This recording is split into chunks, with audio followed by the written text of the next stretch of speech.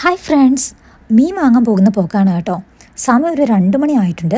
ഇത് ഫിക്ട്രിയിൽ ഒരു മീൻ കടയാണേ. ഇവിടെ നമുക്ക് പല തരത്തിലും നല്ല അടിപൊളി ഫ്രഷ് മീൻ കിട്ടും കേട്ടോ. ഞങ്ങളെല്ലായ്പ്പോഴും മീൻ മേടിക്കുന്നത് ഇവിടെ നിന്ന് തന്നെ ആയിരിക്കുമേ. ഈ മീൻ മേടിക്കുന്നത് ഞങ്ങൾക്ക് വേണ്ടിയല്ല, ഞങ്ങളുടെ ചേച്ചിക്ക് വേണ്ടിയാണ്. അതായത് എൻ്റെ ചേച്ചി ഗോസ്ഫോർഡ് എന്ന സ്ഥലത്ത് താമസിക്കുന്നത്. ഇവിടെ നിന്ന് ഒരു 2.5 മണിക്കൂർ ഡ്രൈവ് ഉണ്ട്. അപ്പോൾ ഞങ്ങളിവിടെ നിന്ന് മീൻ മേടിച്ചിട്ട് ഇച്ചിരി ഐസൊക്കെ ഇട്ടിട്ട് ഞങ്ങളവിടെ കൊണ്ടു കൊടുക്കും.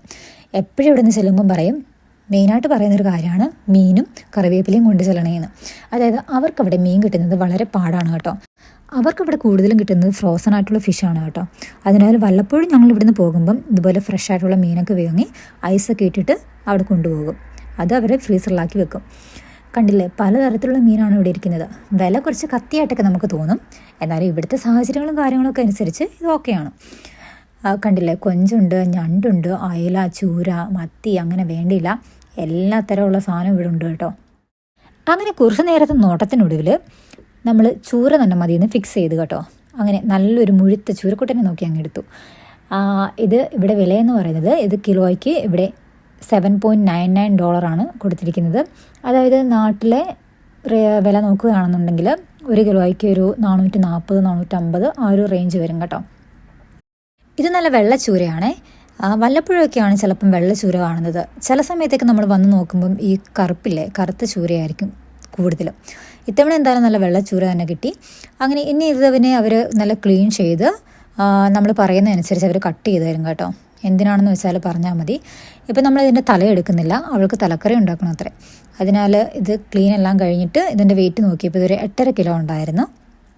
അങ്ങനെ അവരതിനെ 2 പാക്കറ്റിലാക്കിയാണ്. ഈ സമയം ഞാൻ വെറുതെ ഇങ്ങനെ നോക്കിയപ്പോൾ ഞാൻ കണ്ട ഒരു സാധനമാണ് നല്ല ഈ ചുമല കളറിലുള്ള ഈ ഉണ്ടക്കണ്ണീനെ കേട്ടോ. നല്ല രസമുണ്ട് കാണാനല്ലേ, നല്ല എടുത്തറിയുന്നുണ്ട് ഇത്രയും മീനിൻ്റെ ഇടയ്ക്ക് ഇതിനെ. അങ്ങനെ മീൻ 2 കവറിലാക്കി വാങ്ങിച്ചിട്ട് ഞങ്ങൾ നേരെ ഗോസ്ഫോർഡിലേക്ക് വണ്ടി വിട്ടു കേട്ടോ. പോകുന്ന വഴിക്ക് കണ്ടില്ലേ, 2 സൈഡിലും മരങ്ങളിങ്ങനെ വളർന്ന് നിൽക്കുകയാണ്. ഇനി സിറ്റി അങ്ങോട്ട് എടുക്കുമ്പോഴത്തേക്ക് നല്ല ട്രാഫിക് ആയിരിക്കും കേട്ടോ.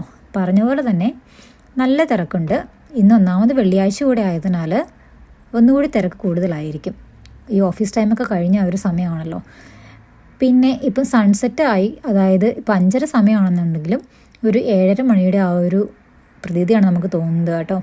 ഇനി ഈ സിഗ്നലിലെല്ലാം നമ്മൾ വെയിറ്റ് ചെയ്ത് ഈ 2.5 മണിക്കൂർ ഡ്രൈവ് എന്ന് പറയുന്ന ഒരു 3 മണിക്കൂറെങ്കിലും മിനിമം പിടിക്കും കേട്ടോ അങ്ങ് എത്താൻ വേണ്ടി.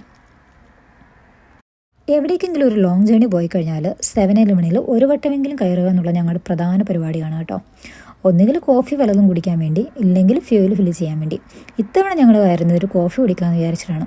കാരണം ഇരുന്നിരുന്ന് മടുത്തു. ഇനിയും ഉണ്ട് 1.5 മണിക്കൂർ.